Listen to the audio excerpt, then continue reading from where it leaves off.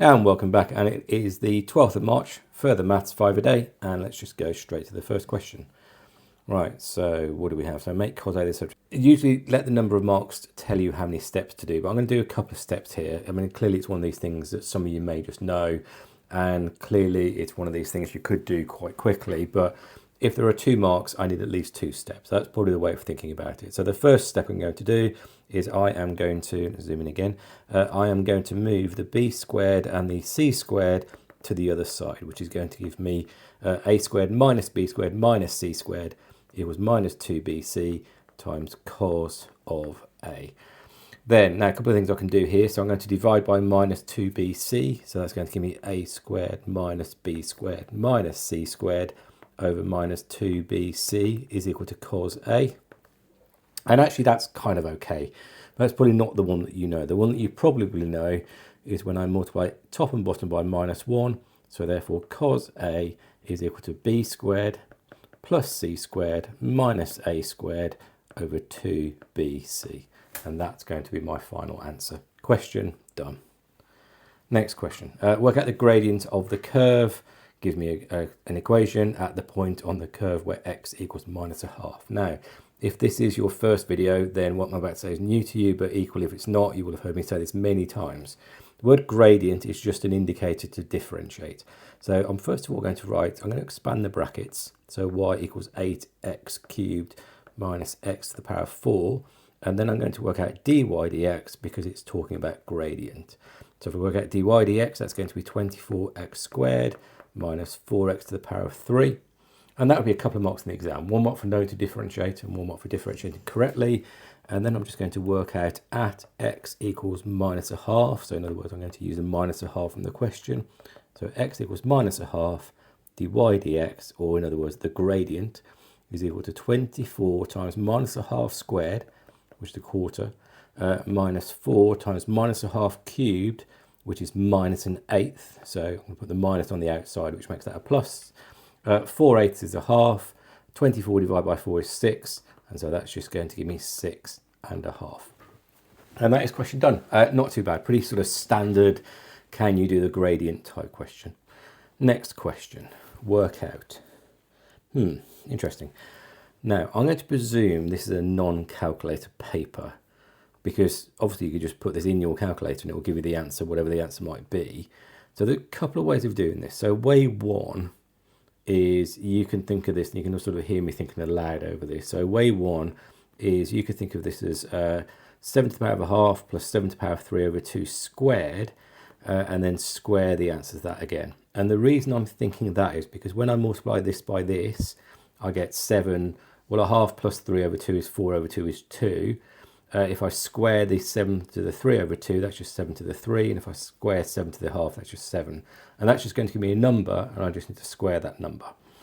The other way of doing it, in fact, actually, let's just do that, because then you can see what I mean. So if I expand that, it's going to be 7 to the half plus 7 to the 3 over 2 times 7 to the half plus 7 to the 3 over 2. And all of that, I'm going to write this so I don't forget to do it, is all going to be squared. Now, let's do sort of old style expanding. So 7 to the half times 7 to the half is 7. 7 to the half times 7 to the 3 over 2 is a half plus 3 over 2, which is 4 over 2. 4 over 2 divided by 2 is 2. So that's 7 squared. Then this is going to be another 7 squared, so another 7 squared. And then this is going to be 7 to the 3 over 2 plus 3 over 2, which is 6 over 2, which is 3.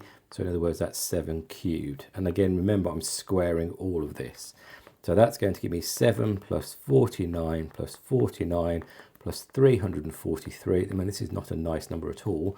And I'm going to square all of that. Now, I'm going to use my calculator just so I get the right answer. But in an exam, I mean, I can't see them making you do this in fairness, but it seems a little bit over the top. But at least you understand the technique. Point is, that's going to give me 448 squared, which is, I'm going to square that again. I'm putting this in my calculator to be clear.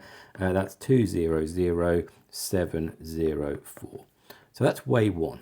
Okay, so the other way of doing this is definitely much harder, but I'm going to give it a go anyway. So let's write down the question. So the question is 7 to the half plus 7 to the 3 over 2.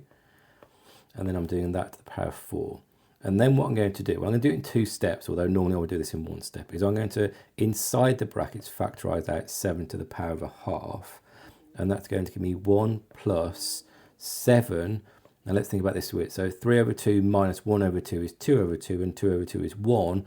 So that's just 7 to the 1. I'm going to write the 1 just so you know what I'm doing. And all of that's to the power of 4. And then I can separate these things. So 7 to the half to the power of 4 is 4 over 2, which is 2. So in other words, that's 7 squared times by 1 plus 7 is 8, times 8 to the power of 4. Now again, I'm not going to say that's much quicker, but I'm going to put that in my calculator and hopefully get the same answer, times 8 to the power of 4.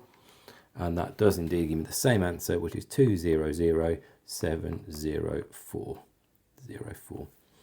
But actually, let's just write that so I can actually read it, 704. So this second method, definitely sort of a bit more factorise the A-levelist style, but it's a good idea, good thing to get your head around. It will help you next year if you do binomial expansion or anything similar. Either way, question done 2 different ways. Next question. Find the transformation matrix that is equivalent to a reflection in the line y equals x followed by, okay. Now, again, sorry for this statement, as I said before, if you watch my other videos, the way that I do this is I think about what happens to the point 1, 0, which is this point here, I'm going to call it A, and what happens to the point 0, 1, which I'm going to put here and call this point B. Now, let's see if I can do this in one go. I probably won't be able to. So the first thing I'm going to do is I'm going to reflect it in the line y equals x. And that means my B is going to come down here and my A is going to come down here because my mirror line is here. So I'm going to draw this again just so it's a bit clearer what's happening. So therefore my A, my new A, so I'm going to call it A dash, will appear up here, and my new B will appear over here. And then what I'm doing, I'm reflecting in the y-axis, so that's going to bring my B over to here, which is going to be minus 1, 0. And then I'm just going to think. Now, my answer is going to be the new positions of A and B in that order. So in other words, A and B were 1, 0, 0, 1, but they are now, well, the new A is A dash, which is 0, 1. And the new B is over here, which is minus 1, 0. And so that's going to be my answer. So my answer is that one there. The other way of doing it, of course, is you can kind of do exactly the same thing, but you do it in 2 different steps. So you remember that reflection of the line y equals x basically takes, well, I'm going to draw the second line. So it basically takes the y and the x and switches them around. So it becomes 0, 1, 1, 0.